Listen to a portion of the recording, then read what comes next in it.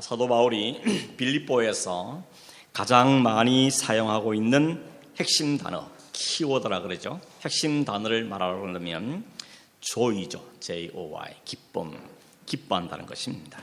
넉 장밖에 안 되는 짧은 편지 속에 기뻐하란 말, 이 joy라는 단어가 16번 이상 사용되고 있습니다. 데살로니가전서 5장 16절에 우리가 잘 아는 말씀이 있죠. 항상 기뻐하라. 바울은 항상 기뻐하라고 우리에게 이야기합니다. 이런 모르는 거 아니죠? 다 아는 거죠. 바울만 아는 게 아니고 우리 모두 다 아는 이야기입니다. 항상 기뻐하며 살다 하는 거 우리가 알 뿐만 아니라 또 그렇게 살려고 마음도 먹죠. 그렇게 살아야 되겠다. 항상 기뻐하며 살아야지. 이런 마음도 품습니다. 문제는 뭡니까?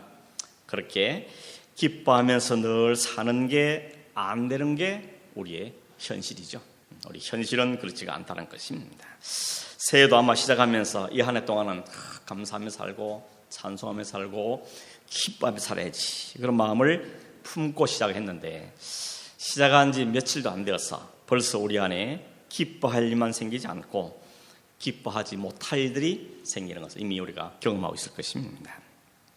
저희 아들이 새해 첫날에 학생부 선생님들 새해로 모신 선생님들 모임에 갔는데 1시간 정도 그 파블릭 파킹장에 차를 파킹해놓고 점심 먹고 왔더니 유리창이 깨졌어요.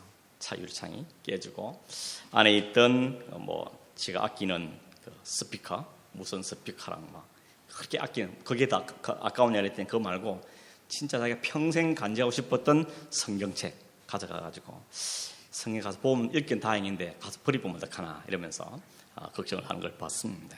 야, 기분 참 안 좋겠다 그랬더니 그래도 한마디 다 하는 것이 그래도 몸은 안 상했잖아요.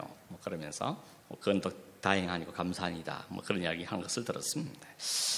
기뻐하고 싶은데 그를 만나면 안 기쁘죠. 기분 잡쳤다 이런 생각이 들지. 그 중에도 기뻐하고 감사하는 건 쉽지 않은 것입니다. 근데 바울은 지금 어떤 형편입니까? 감옥 안에 있고 감옥 안에 있는데도 불구하고 주변 사람들이 자기를 모함하고 또 시기하고 또 경쟁하고 이런 환경에 쌓여 있습니다. 그런데도 불구하고 바울은 기뻐하란 말을 유난히 16번 이상이나 사용하고 있습니다. 바울이 지금 감옥 안에 있습니다. 옛날 감옥은 요즘 감옥 다르죠. 요즘에는 책도 넣어주고 또 어떤 데는 TV도 설치되어 있고 또 적당한 운동도 하게 하고 또 혹시 형편이 되면 바깥에서 면회도 가지고 또 이게 사식도 넣어주고 그래서 어떤 사람은 바깥 사는 것보다 감옥에 있는 게 편하다 그래가지고 일부러 죄 짓고 감옥에 간 사람이 있대 그럽니다. 누군지는 모르겠지만 그런 만큼 요즘 감옥은 그렇지만 바울이 갇혔던 감옥은 로마의 감옥인데 악명 높은 감옥이죠. 그것은 결코 좋은 것이 나이스한 것이 안 됩니다. 그런 감옥 안에 있으면서 또 들리는 소식이 바울의 감옥에 있다는 때문에 자기를 또 경쟁하는 사람들은 잘 됐다 그러면서 시기하고 이런 소리도 들을 것입니다.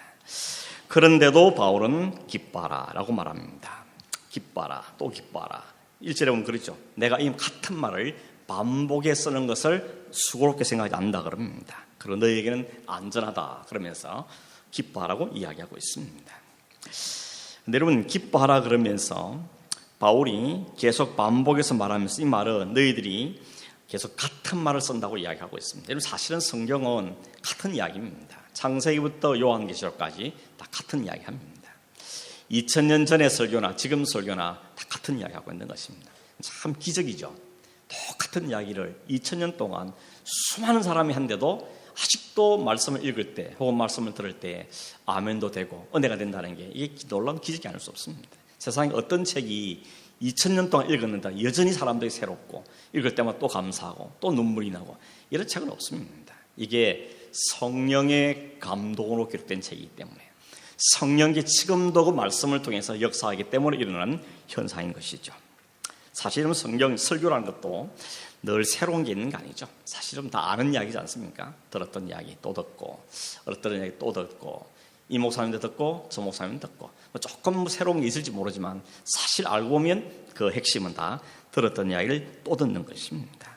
그런데 바울이 이렇게 말했죠. 내가 똑같은 말을 또 쓰고 또 쓰는 게 나한테 수고롭지 않다. 그리고 너희 애들한테는 안전하다고 이야기합니다. 이런 말씀을 듣고 또 듣고 읽고 또 읽고 하는 것이 피곤하거나 지치거나 반복된 실증 나는 일이 아니고 그게 안전하답니다. 그리고 그것은 수고롭지 않은 일이라고 이야기하고 있습니다.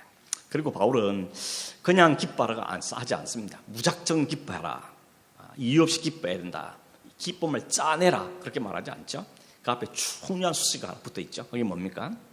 주 안에서. 주 안에서란 말이 키입니다. 사실은 핵심 키는 주 안이라는 이야기인 것입니다. 본래 우리는 스스로 기쁨을 만들어낼 수 있는 존재들이 못 되죠. 우리의 기쁨이 언제 영향을 받습니까? 항상 조건과 상황에 영향을 받습니다. 조건이 좋아지면 기쁨이 막 샘솟고, 조건이 안 좋아지면 다운되고, 좋은 소리를 들으면 업되고, 나쁜 소리를 들으면 또 실망되고. 그게 인간의 기쁨이라는 것이 내 안에서 내가 만들어낸 것이 아닙니다. 내 마음대로 컨트롤할 수 있는 게 아닌 것이죠. 아무리 애를 써도 한마디 들으면 기분 잡치고, 아무리 기뻐로 애를 써도 뭘 보면 실망이 되고 낙심되는 것입니다. 그러므로 이 기쁨이라는 것이 내가 컨트롤할 수 있거나 내가 만들어낼 수 있는 것은 절단코 아니라는 것입니다. 그런 인간의 본성을 잘 아는 바울이 본인도 이미 경험한 거죠. 내가 이렇게 기뻐할 수 있는 이유는 딴 데 있는 게 아니다. 내가 주 안에 있기 때문에 그럴 것입니다. 주 안에 있으므로 거기에서 내가 기쁨이 내 마음속에 솟아난다고 지금 이야기하고 있는 것입니다. 바울이 감옥 안에서 자신을 비난하고 모함하고 경계하는 그런 사람들 틈바구니 속에서도 기뻐할 수 있는 그 기쁨의 비밀, 기쁨의 근거, 이유는 주 안이라는 것입니다. 이게 우리 키입니다. 우리 모든 신앙생활의 키는 주님 안에 있을 때 가능한 것입니다. 주 안에 있을 때만 안전하고 주 안에 있을 때만 기쁨이 되고 감사가 나올 수 있게 된다는 것입니다. 아무리 봐도 바울은 자신이 잘 돼서 기뻐한다 말 하지 않죠. 자식이 잘 돼 기뻐한다 그런 말도 없습니다. 뭐 돈을 많이 벌어 기뻐한다 그런 것도 없습니다. 성질한 것도 없습니다. 아무것도 우리가 말하는 세상의 조건하에 있는 기쁨의 이유는 아무것도 없습니다. 바울은 딱 하나입니다. 주 안에서, 내가 주 안에서 기쁘다 그 말밖에 하지 않고 있다는 것입니다. 그런 점에서 오늘 우리는 무엇이 우리의 기쁨의 근거가 되고 있습니까? 언제 기쁩니까? 물론 상황이 좋고 환경이 좋아지고 기도해서 응답을 받고 기쁘고 그런 것도 있겠죠. 그러나 가장 궁극적이고 본질적인 가장 근본적인 기쁨은 그런 세상 것들에 의해서 주어지는 기쁨 말고 내 마음 기쁘고 솟아오르는 그 기쁨이 사실은 진짜 있어야 될 기쁨인 것이죠. 그 기쁨이 있으면 세상에 주는 기쁨 혹 없다 할지라도 그 뺏어간다 할지라도 견뎌낼 수가 있게 되는 것입니다. 오늘 우리가 이 예를 또 시작하면서 나의 기쁨의 근거는 뭔가 하는 걸 다시 한번 좀 생각해 보십시오. 내가 언제 기뻐하는가? 언제 내가 기뻐하지 못하는가? 너무 내가 환경에 혹은 사람에 혹은 일에 되고 안 되고 여기서 너무 휘둘리지 않는가? 우리가 인간이기 때문에 그런 데 영향을 안 받는다는 것은 거짓말이지만 그러나 그럼에도 불구하고 잠시 힘들어 하다가도 또 마음의 기쁨을 회복할 수 있는 그런 영적인 실력이 우리에게 있어야 되는 것이죠. 그거 없으면 정말 주 안에 있다는 말을 우리가 하기가 너무 부끄러운 것입니다. 2절에 바울은 다른 말 한마디 하는 게 뭔가 하면 세 번이나 반복해서 한 말이 뭔가 하면 삼가하고 삼가고 삼가고 삼가하란 말을 세 번 또 반복하고 있습니다. 뭘 삼가하라 그럽니까? 첫째, 개들을 삼가하고 두 번째, 행악하는 자들을 삼가하고 세 번째, 몸을 상해하는 일을 삼가라 이렇게 말합니다. 이 세 가지를 이야기하고 있지만 사실은 하나죠. 세 종류가 아니고 다 하나입니다. 같은 것을 이야기하고 있는 것입니다.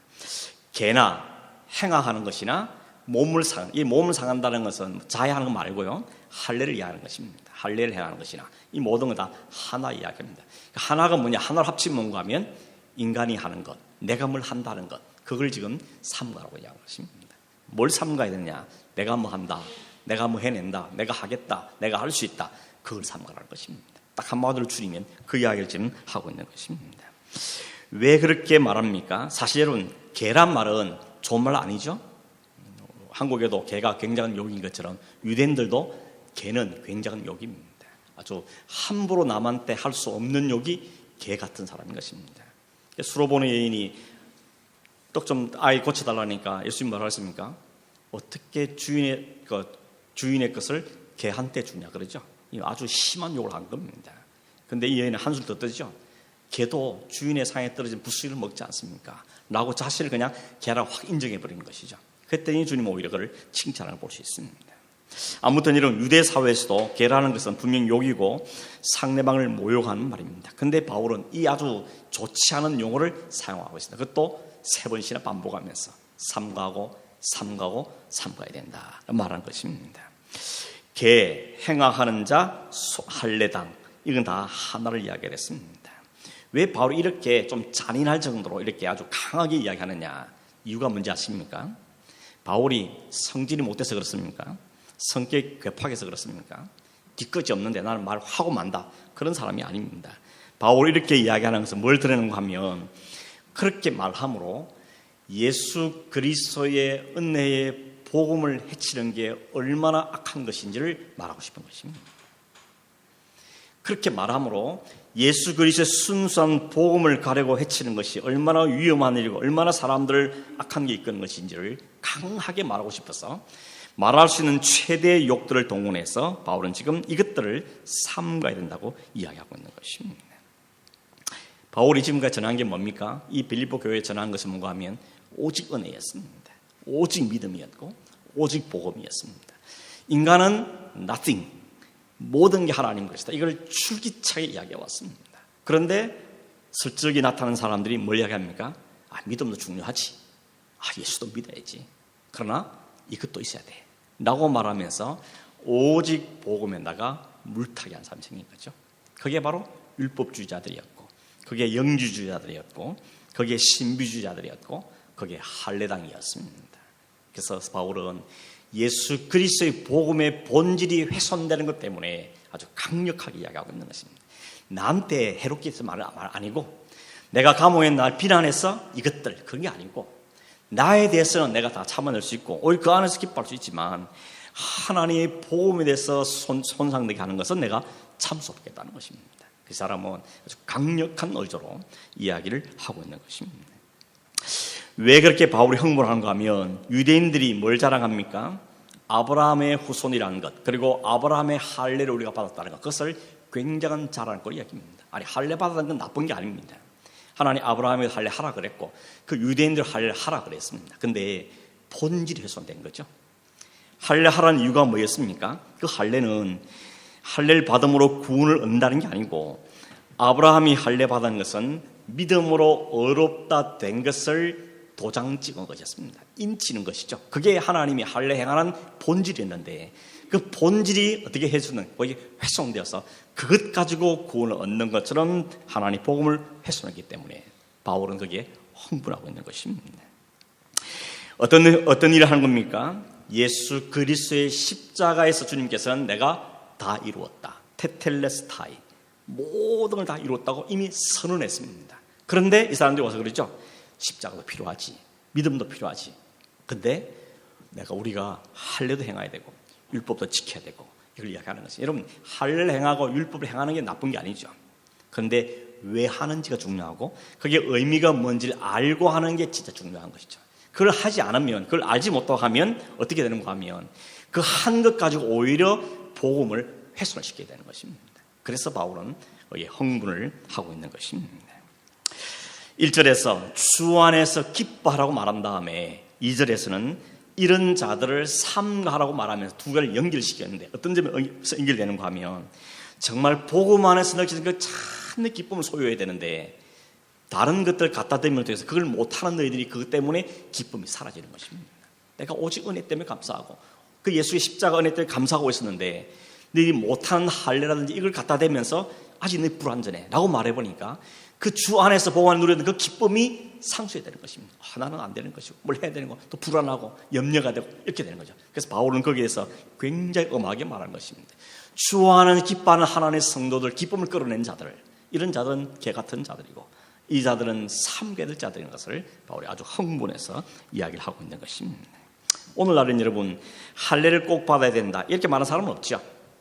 오늘도 교회 가운데 할례를 받는 그런 말은 없습니다. 그러나 비슷한 이야기들은 있습니다. 그 비슷한 것은 뭡니까? 오직 예수 그리스도의 은혜의 복음 외에 다른 것을 말하면 그게 바로 옛날의 할례당인 것입니다. 어떤 것도 있습니까? 예수 믿는 그 본질 외에 다른 것들을 추구하게 만들면 그게 바로 그것입니다. 기복주의라든지 신비주의라든지 혹은 금욕주의라든지 번영을 이야기한다든지 아니면 영적인 뭔가 새로운 지식이 있어야 된다든지 이런 것들을 통하여서 우리의 믿음의 복음의 본질들을 훼손시키면 그들을 가르쳐서 바울은 삼가야 될 자들이라고 이야기하고 있는 것입니다. 그럼 우리가 교회 안에서 조심해야 됩니다. 우리 선생님들이라든지 가르칠 때도 잘못하면 좋은 말 하는 것 같은데 복음이 아닐 수 있습니다. 설교도 마찬가지겠죠. 좋은 이야기는 한데 들으니까 뭐 고개도 끄덕이는 이야기는 한데 그러나 복음의 본질을 훼손시킨다면 그것은 책망들을 이야기한 것을 이야기하고 있는 것입니다. 그래서 많이 선생되지 말라 그러죠. 많이 선생되지 말라. 선생 되려고 하지 말라는 겁니다. 차라리 듣는 자가 되고 배우는 자가 되라고 이야기합니다. 그만큼 신중하게 이야기하고 있습니다. 그렇게 육신으로 행하는 할례를 주장하는 그들에게 바울은 말하죠. 진짜 할례를 행한 사람, 그 구분해서 말하기를 손으로 행한 손할례당 말고 마음의 할례를 행한 할례자들, 그 사람들은 어떻게 나타나는지 아느냐라고 말하는 것이 3절입니다. 그러므로 3절 이렇게 말하죠. 진짜 할례파가 있는데 그는 누군가 하면 세 가지를 이야기하죠. 하나님의 성령으로 봉사하며 그리스도 예수로 자랑하고 육체를 신뢰하지 아니하는 자들이 하나님 말씀하시는 진짜 할례자다라고 바울이 이야기하고 있는 것입니다. 그래서 대조시키기 위해서 손으로 하는 할례 말고 마음으로 하는 할례를 이야기하는 겁니다. 하나님이 율법을 처음 주실 때부터 이 마음의 할례 이야기하셨습니다. 신명기 6장에 보면 하나님께서 모세에게 율법을 주신 다음에 백성들에게 마지막에 당부하기를 이렇게 말합니다. 그러므로 너희는 마음의 할례를 행하고 목을 곧게 하지 말라 그럽니다. 할례를 잘하는 사람의 특징이 뭐였는가 하면 목이 뻣뻣한 겁니다. 나는 할례 행한다. 나는 율법 지킨다. 그러면서 그렇지 못하는 사람을 향해서 목을 곧게 하는 게 특징이었습니다. 구체적으로 어떻게 하는 것이 마음의 할례를 행한 것인가? 몸의 할례는 하면 되는 것인데 마음의 할례는 어떻게 되는가 할 때 그 할례는 성령께서 우리 안에 행하시는 흔적인 것입니다. 그게 어떻게 현상으로 나타나냐 하면 세 가지 이야기하는 것입니다. 첫째가 뭔가 하면 하나님의 성령으로 봉사한다 그러죠. 하나님의 성령으로 봉사한다. 원래 이 봉사란 단어가 헬라 단어는 우리가 하는 서빙, 봉사하는 것 말고 사실은 예배에 더 가까운 용어입니다. 유대인들은 성전에서 공식적인 예배를 드릴 때 이 봉사라는 단어를 사용했죠. 우리 흔히 예배도 서비스란 말을 쓰시죠. 예배를 서비스란 말을 씁니다. 하나님을 섬긴다 이런 뜻에서 봉사라는 단어를 쓴 겁니다. 그래서 여기 말하는 성령으로 봉사한다는 게 뭘 일을 한다는 것도 이 의미가 있겠지만 그것보다 더 강한 의미는 하나님께 예배한다는 의미가 있습니다. 진짜 마음의 할례를 받은 사람은 뭐에 우선순위를 두는가 하면 하나님을 예배하는 것, 그게 우선순위에 있다는 것입니다. 예배가 안 되는 사람은 다른 거 아무리 잘해도 그 사람은 진짜 하나님이 기뻐하시는 할례 받은 사람의 말하기가 어렵다는 것을 바울이 이야기하는 것입니다. 이거 참 심각한 문제입니다. 우리의 예배, 우리의 섬김, 우리의 봉사가 그냥 하는 봉사 말고 성령으로 하는 것이야 된다 그래서 이야기하는 것입니다. 그냥 하는 것은 할례자들이 더 열심히 했습니다. 사실은 더 열심히 일하고 더 열심히 성전을 일하고 더 열심히 율법 지키고 더 열심히 선한 일을 하고 그랬습니다. 그런데 하나님이 그걸 카운트를 안 하시는 겁니다. 왜냐하면 너희들의 육적인 육체를 가지고 한 거기 때문에 그건 인정하지 않는 것입니다. 하나님 성령으로 하는 것만 하나님이 인정한다는 것이죠. 그런 점에서 우리의 예배를 한번 살펴봐야 되는 것입니다. 우리가 예배 드릴 때 진짜 진심으로 성령으로 예배하고 있는가 하는 것입니다.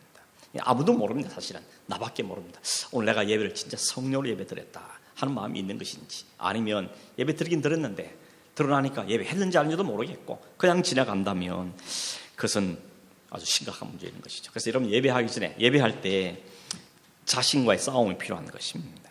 뭔 소린가 하면 예배에 집중하기 위한 싸움을 해야 되는 것입니다. 이 예배를 하나님께 드린 것이 내가 어떻게 하면 되지? 그래서 예배를 방해하는 모든 생각과 모든 환경들을 제해야 되는 것입니다. 그러고는 예배에 집중할 수 있도록 해야 되는 거죠. 참 쉽지 않습니다. 여러분. 생각들이 많기 때문에 생각하면서 찬송하면서 이 생각 저 생각 막 들어오면 성령으로 드리는 예배가 아니고 이 생각하고 저 생각 그러면서 예배 아닌 예배를 드릴 때가 사실 있을 수 있는 것입니다. 1년에 예배를 얼마나 드립니까? 주일만 들어도 52번입니다. 수요일들은 100번이 넘습니다. 새벽 기도를 한다 그러면 어마어마한 예배를 드리는 겁니다. 근데 그 예배들 가운데 하나님이 너 예배 받았다 라고 카운트해 줄 만한 예배는 과연 몇 번쯤 될까? 여러분 심각하게 생각해 보셔야 됩니다. 제일 불쌍한 그거 아닙니까? 예배 실컷 드렸는데 하나님 나 모른다 그러면 그것처럼 억울한 일 없습니다. 저는 개인적으로 기도하는 기도 제목이 하나 그겁니다. 교인들이 많이 이어서 예배를 드리는데 이 가운데 하나님 진짜 예배를 드리고 하나님 앞에 정말 인정받아야 되는데 나는 몰라 라고 말하면 이게 정말 큰일인 것입니다. 아무리 봉사를 열심히 하고 아무리 교회 열심히 일을 많이 해도 하나님 넌 모른다고 말해버리면 이건 큰일 날 일인 것입니다. 그래서 성도들의 구원을 위해서 날마다 아침마다 기도할 수밖에 없는 것입니다. 그래서 이런 사실은 예배가 더 중요한 우선순위죠. 모든 것의 우선순위는 예배입니다. 예배만 하고 다른 거 안 한다 그 말은 아니죠. 아시죠? 예배가 우선되고 그 예배로 통해서 내리는 감사와 은혜의 기쁨 때문에 섬기고 봉사하고 그래 가야 그게 성령으로 봉사하게 되는 것입니다. 예배가 없는 봉사는 그냥 자기 자랑이 되고 여기 지적하는 것처럼 육체를 신뢰하고 자기를 자랑하는 것이 될 수밖에 없다는 것입니다. 고린도서 15장 10절에 보니까 바울이 나는 어떤 사도보다 더 많이 수고하였다. 그러나 내가 한 것은 내가 한 것이 아니고 하나는 은혜가 헛되지 않아서 내게 일어난 일이었다고 고백하고 있습니다. 이게 우리의 고백이 되어야 되는 것입니다. 그러나 내가 나 된 것은 하나님의 은혜로 된 것이니 내게 주신 그의 은혜가 헛되지 아니하여 내가 모든 사도보다 더 많이 수고하였으나 내가 한 것이 아니요 오직 나와 함께 하신 하나님의 은혜로다. 이게 성령으로 봉사하는 사람의 특징인 것입니다. 그런 게 자연히 따라오는 두 번째가 뭔가 하면 예수만 자랑하게 되는 것이죠. 두 번째 특징이 뭡니까? 그리스도 예수를 자랑한다는 것이죠. 여러분 이것도 우리가 쉽지 않죠. 나는 우리 인간의 본성은 내가 내 자랑하고 싶은 게 얼마나 많습니까? 조금만 자랑하는 게 있어도 하나만 더 배운 거 있어도 하나만 더 경험한 거 있어도 이걸 좀 이야기하고 싶고 자랑하고 싶은 마음이 정말 꿀떡같이 막 일어납니다. 근데 성령 안에서 온전히 통제된 사람의 특징은 그 자랑할 것이 성화돼서 하나님의 은혜로 된 것입니다 라고 간다는 것입니다. 자랑하지 말라는 게 아니고 이 자랑이 내 자랑이 아니고 그리스도의 은혜로 됐다는 사실을 알면서 그 은혜를 자랑하는 쪽으로 가는 것이 바로 하나님께서 바울이 말하고 있는 부분인 것입니다. 다음 시간에 자세히 살펴보겠지만 바울이 자신이 자랑하는 것이 진짜 많다 그랬죠? 쫙 열거를 합니다. 어떤 사람도 감당할 수만큼 열심히 일하고 자격도 갖추었고 그랬던 사람입니다. 그런데 뭐라 그럽니까? 다 해로 여긴다는 것입니다. 야, 이거 진짜 아무나 할 수 있는 고백이 아니죠. 여러분 해로 안 여기시죠? 훈장처럼 더덕더 붙이기 원하시지. 그걸 해로 여기십니까? 똥으로 여기십니까? 누군가 알아봐는 사람 없나? 누가 들어준 사람 없나? 누가 인정한 사람 없나? 그렇게 생각하는 것이 우리의 마음 본성인 것입니다. 그래서 바울은 그 말하죠. 성령으로 봉사하는 사람, 성령으로 예배하는 사람만이 그리스도의 예수를만을 자랑하게 된다는 것을 이야기하고 있는 것입니다. 바울사는 그랬죠. 내가 예수 그리스도 십자가 외에는 자랑할 것이 없다 그럽니다. 이 고백이 진짜 나의 고백이 되었으면 좋겠습니다. 그냥 흉내만 내는 거 말고 설교 들을 때만 그런 거 말고 내 진심에서 우러나오는 내가 그리스도 십자가 외에는 자랑할 게 없습니다. 나의 나대는 다 하나님 은혜로 된 것이지 내가 한 것 아닙니다. 이 고백이 올해는 진짜로 일어나야 되겠습니다. 여러분 저는 잘하냐? 그렇지 못합니다. 순간순간 그렇지 못하는 걸 인정하고 그래서 우리는 계속해서 훈련 받아가고 배워가고 깨져가고 죽어져가는 것이죠. 그래서 주님만을 자랑하는 자리로 점점 가는 것입니다. 인간의 본성과 싸워야 되는 것이죠. 그래서 로마서 그러죠. 표면적 유대인이 유대인이 아니고 이면적 유대인이 유대인이다. 그 말은 뭡니까? 겉으로 드러나는 유대인 말고 속으로 진짜 하나님이 있으신 그 자가 진짜 하나님의 사람인 것을 이야기하고 있는 것입니다. 마지막 세 번째가 자연스럽게 연결되는 거 하면 육신을 신뢰하지 않는다는 것입니다. 여기 말하는 육신이라는 것은 이 육체, 몸뚱아리를 이야기하는 게 아니죠. 타락한 우리의 생활 자체를 육신으로 표현하는 것입니다. 여러분 여기 말하는 육신을 신뢰하는 것은 타락한 인간은 언제나 자기 힘으로 살려고 하는 것이죠. 하나님 절대 의존적인 존재를 하나님 만들어 놨는데 하나님을 절대 의존하지 않고 자신의 힘과 자신의 실력으로 살려고 하는 그게 육신을 신뢰하는 것입니다. 다른 게 아니고 자기를 신뢰하는 거죠. 자기 실력을 쌓고 힘을 기르고 돈을 모으고 집을 마련하고 그래서 내가 그걸 의지해 살겠다는 것. 그게 바로 육신을 신뢰하는 것이라고 이 바울은 이야기하고 있는 것입니다. 로마서 8장 6절에 보니까 육신의 생각은 사망이요 영의 생각은 생명과 평안이라. 육신의 생각은 하나님과 원수가 되나니 이는 하나님과 왜 굴복하지 않을 뿐 아니라 할 수도 없습니다. 육신에 있는 자들은 하나님을 기쁘시게 할 수 없느니라. 이 몸 아니라 그랬습니다. 타락한 본성에 이끌려가는 삶, 그걸로는 하나님을 기쁘게 될 수가 없다는 것입니다. 그래서 우리는 날마다 이 육신 죽이고 우리는 성령으로 날마다 새로워지는 싸움을 하는 사람이 성도인 것입니다. 완성된 사람은 없습니다. 날마다 그 삶을 싸워가는 거죠. 날마다 투쟁을 해가는 것입니다. 그래서 그렇기 때문에 그걸 자랑할 수 없는 것입니다.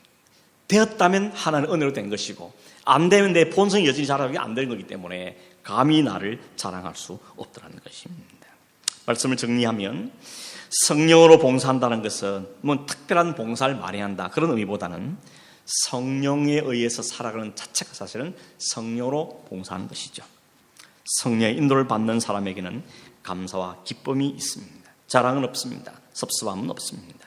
그 마음에 드는 순간은 성령의 인도를 받는 게 아니고 여전히 내 욕심이 활동하는 시간인 것이죠. 그래서 내 안에 그런 감정, 그런 말, 그런 생각들이 솟아오르는 것입니다. 내 감정, 자존심, 자아가 주장하는 순간인 것이죠. 자랑 역시도 우리가 행한 것 자랑하는 것이 아니고 그리스도께서 나에게 행하신 일을 자랑하는 게 진정한 자랑이라는 것이죠. 저분은 하나님의 은혜 주셔서 저희를 하시는구나. 우리도 그렇게 자랑해야 되는 거죠. 저분은 특별해, 달라 이게 아니고 하나님 저를 참 사랑하시는구나. 그래서 저런 열매를 맺구나. 이렇게 보아야 되는 거. 나도 마찬가지. 내 안에 나올 때 그리스도의 은혜가 내게 이렇게 되게 했습니다. 여기까지 오게 했습니다. 하는 고백들이 나오게 된다는 것입니다. 그리고 육체를 신뢰하지 않고 성령을 의지한다는 것입니다. 이 우리가 이렇게 해야 되겠다 결심하면 되겠습니까? 지금 결단하면서 하겠다 하면 앞으로 되겠습니까? 안 되는 겁니다. 그래서 마음에 할례는 성령께서 우리 안에 익히시는 것입니다. 성령께서 우리의 점을 찍으시고 우리 안에 역사함으로 이 일이 열매로 나타나게 된다는 것입니다. 결국 그러므로 이것 해야 되겠다는 쪽으로 가면 그건 또 하나 율법이 되는 겁니다. 그게 아니고 그리스도 십자가 앞으로 가는 것이고 하나님의 관계를 다시 정립하는 것이고 나를 깨달아 아는 것이고 가는 나를 복주시게 하는 것, 그 삶이 될 때 그게 바로 열매로 나타나는 흔적이라고 이야기하고 있는 것입니다. 우리는 어디로 가야 되겠습니까? 처음으로 가야 됩니다. 어디로요? 그리스도의 십자가만을 자랑하는 자리로. 그 자랑은 어떻게 됩니까? 하나님을 알아야 되고 그리스도 하신을 알아야 되고 그래서 배워가야 되는 것이죠. 그래서 바울은 우리에게 이야기하는 것이죠. 주 안에서 모든 게 가능하다는 것입니다. 주 안에 있을 때 기쁨이 가능하고 주 안에 있을 때 마음에 할례받은 이 표시들이 나타난다는 것을 이야기하고 있는 것입니다. 주 안에 있단 말은 장소를 이야기가 아니죠. 주님과 연결되어 있는 것, 주님 다스림 받는 것, 주님 알아가는 것, 배워가는 것, 경험해가는 것, 그걸 우리에게 이야기하고 있는 것입니다. 바울은 이 이야기를 줄기차게 이야기하면서 또 이야기해도 수고롭지 않다는 것입니다. 또 이야기 너희를 안전한 길을 이끄는 것이라고 지금 우리에게 이야기하고 있는 것입니다. 이 안에 동안 여러분 영적인 실력이 자라기를 바랍니다. 그 실력이 자라는 것이 봉사할 만한 쪽 말고 그리스도 안에서 성령 안에서 행하는 그 삶의 열매들이 오늘 저와 여러분 가운데 풍성하게 맺혀지기를 주의 이름으로 축원합니다. 기도하겠습니다. 하나님 감사합니다. 아무것도 아닌 자들을 부르시고 사랑하시고 하나님 백성 삼아주시며 우리 안에 역사하시는 그 성령으로 해서 우리에게 성령의 사람이라는 사실을 확인시켜 주시고 또 우리 증거해 주시는 것을 인하여 하나님 감사함을 드립니다. 그러나 지금 갈 길이 멉니다. 여전히 우리에게는 부족함이 많고 여전히 인간의 육신을 의지하고자 하는 마음들이 있고 여전히 우리의 인간적인 욕망들이 우리 안에 꿈틀대고 있습니다. 하나님 날마다 나를 죽이기를 원하고 성령께 메어들기를 원하고 더 깨달고 더 누리며 그 안에 있으므로 진짜 기쁨을 누리며 하나님을 찬송하며 사는 주 안에 있는 삶을 사는 우리 성도가 되도록 도우시고 그런 우리 자녀들 되게 도와주시고 그런 우리 교회가 되도록 주님 역사하여 주시옵소서. 우리의 눈을 열어주셔서 하나님을 보게 하시고 하나님 행하신 일을 보시는 믿음의 눈을 허락하여 주시옵소서. 예수님의 이름으로 기도하옵나이다. 아멘.